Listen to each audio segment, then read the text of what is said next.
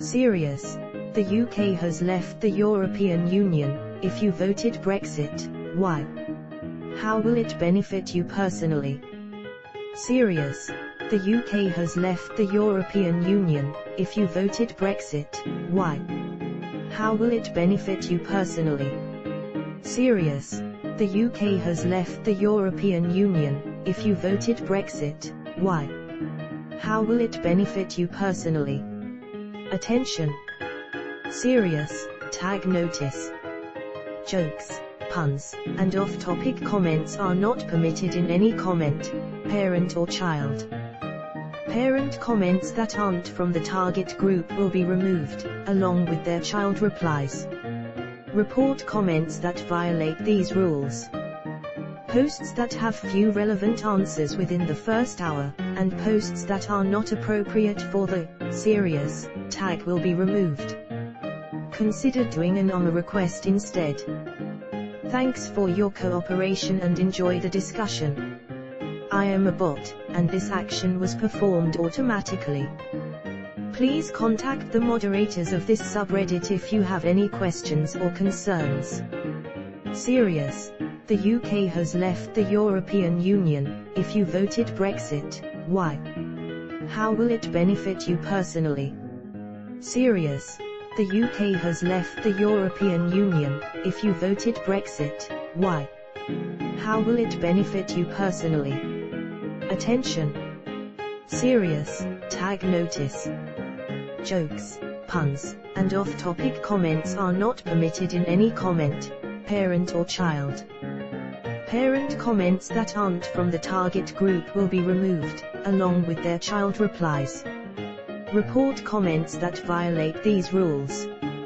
Posts that have few relevant answers within the first hour, and posts that are not appropriate for the serious tag will be removed. Consider doing an AMA request instead. Thanks for your cooperation and enjoy the discussion. I am a bot, and this action was performed automatically. Please contact the moderators of this subreddit if you have any questions or concerns. Attention.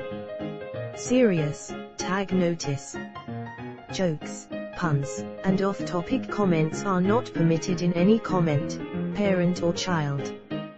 Parent comments that aren't from the target group will be removed, along with their child replies. Report comments that violate these rules. Posts that have few relevant answers within the first hour, and posts that are not appropriate for the serious tag will be removed. Consider doing an AMA request instead.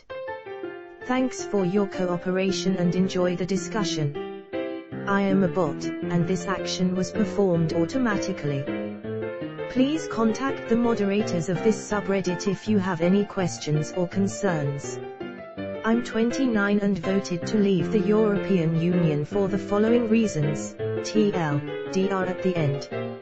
I work in the development of flexible and renewable power generation in the UK, have done for my entire working life. I've installed over 750 MW in the last 7 years, a combination of onshore wind, energy storage, batteries, flexible gas generation and demand-side response technology.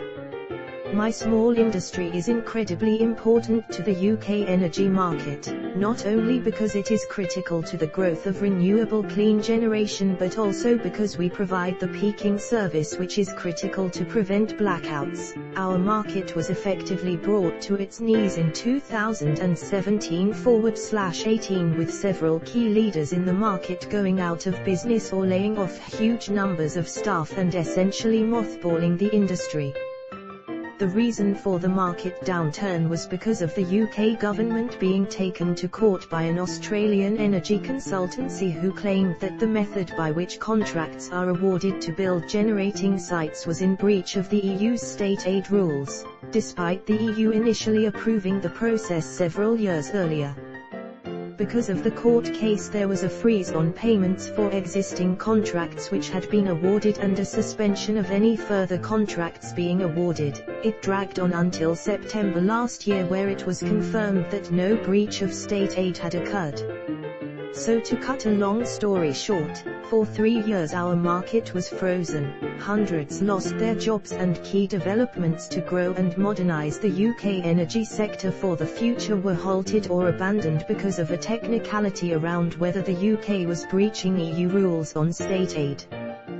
The impact won't only for the 3-year period. Investors lost interest and have moved on to other industries. There have been brain drains with development teams being disbanded or moving to other industries, and developing a site takes years. Companies are required to have many sites in the churn because there is a low success rate. You can't have all your eggs in one basket. If you just stop all of that and let the machine grind to a halt, it takes a huge amount of time and effort to get it going again, and you won't reap any rewards for years because the return rate is low. In an industry as important as energy, it will result in a gap in new generation coming online. Maybe won't be seen for 5 to 10 years, but there will be an imbalance between old generation going offline and new generation coming on because of this market stagnation, and it will result in panic buying and short-termism by the UK government and a gold rush in the market with poor quality high emissions generation coming online to plug the gap, since that is the quickest generation to get online. People often argue the take back control argument and are shouted down with claims that the EU doesn't regulate or specify laws in the UK. But as a developer of power generation in the UK, I can categorically state that on a daily basis we are required to navigate EU legislation, from fairly complex legislation around emissions and environmental impacts to more mundane things such as undertaking impact assessments to determine if there are endangered species in the proposed development area. Obviously it is important that this kind of legislation exists, but the issue is that the EU is required to apply broad brush policies which cover the diverse nations of the EU, and it is impossible to lobby for special dispensations because the EU democratic process is so detached from the everyday business. And if every industry in every country was lobbying for special dispensation, the entire concept of the EU falls apart. It is well known that the further you are from democracy, the more disenfranchised you feel, which is why there has been a drive towards devolution all over Europe.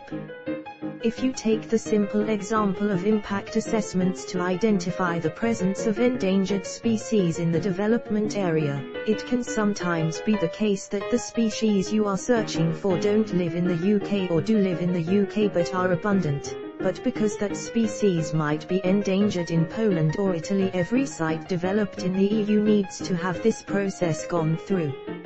It might sound trivial, but we typically have 50 to 100 sites in the churn at any one time. Each report might cost £3,000 and take 4 weeks. All of a sudden it is a massive financial burden. So TLDR, I work in the development of power generation in the UK. My market was almost destroyed by EU red tape and misreading / interpreting of their own rules. Although it might not be the case that the EU mandate the shape of bananas, it is the case in my experience that EU law and legislation needs to be navigated on a daily basis. Navigating law and legislation is always going to be required, in or out of the EU. But lobbying, focus groups and consultations on legislation is far more effective at a national level. The EU is too dense and detached from the coalface, and it is literally a box-ticking exercise and a burden. Edit. Just to clarify my perspective, some of you have interpreted my comment and come to the conclusion that the reason I wanted to leave the EU was so that we could become some deregulated Wild West, where my actual belief is that the people who are most capable of putting in place effective legislation in the UK is the UK government. That doesn't automatically result in a lowering of standards, and will probably more likely result in the improvement of standards in some areas and the lowering in others to meet the specific needs of the UK. I'd hope you'd give me the benefit of the doubt. I've worked in renewable energy my entire life. Edit 2. It wasn't the Aussies' fault. The company just happened to be Australian and had a vested interest in damaging the market. They did that by launching a court case which the EU failed to quickly resolve, and it resulted in a long-term stagnation in the market which will have long-term repercussions for the industry and the UK's move to lowering carbon emissions and increasing clean power.